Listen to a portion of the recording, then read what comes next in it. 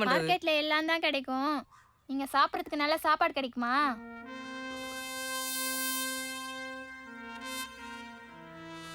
சரி பேசுவோம். நான் சாப்பிட்டு வந்துடுறேன். இன்னைக்கு முடிச்சிருவோம். வணக்கம் ஐயா. வாங்க ஆச்சி. அந்த லோன் விஷயம் பேசி பார்த்தேன். அது சரியா வரல ஆச்சி. ஆளுக்கு 6000 ரூபா தரேன்றான். அதை வச்சு என்ன பண்றது? அதான் வேணான்ட்டேன். ஆச்சி, இது வரைக்கும் நீங்க எந்த ஹெல்ப்பும் கேட்டு வந்து நின்னதில்லை. மார்க்கெட்ல எல்லாருக்கும் ஏதோ ஒரு வகையில் உதவி இருக்கேன். அட்லீஸ்ட் வட்டிக்கு பணமாக தந்திருக்கேன். ஆனால் உங்களுக்கு நான் எதாவது செய்யணும் ஆச்சி.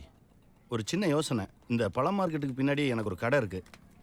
அதை நான் ரொம்ப நாளாக பூட்டி தான் வச்சிருக்கேன். இன்னும் கிளம்பலையா? பக்கம் தானே, ஒரு 10 நிமிஷத்தில் வந்துடுவானே. சரி. அதான் ஆச்சு, நான் அதை குடோனாக தான் யூஸ் பண்ணிட்டு இருக்கேன். நல்ல பெரிய இடம். நான் வேணா ஒன்று பண்ணுறேன். அந்த கடையை உங்களுக்கு தரேன். இந்த 4 பசங்களையும் அதை எடுத்து நடத்த சொல்லுங்க. ஐயா 50 ரூபாய்க்கு நாங்க எங்கேயா போவோம்? வாடகைலாம் நிறைய இருக்கும். பகடி வேற கேட்பாங்க. ஆச்சி, இதுக்கு நம்ம பசங்க ஆச்சி ஆச்சி எப்படி? இருங்க ஆச்சி. நான் உங்ககிட்ட பணம் கேட்டேனா?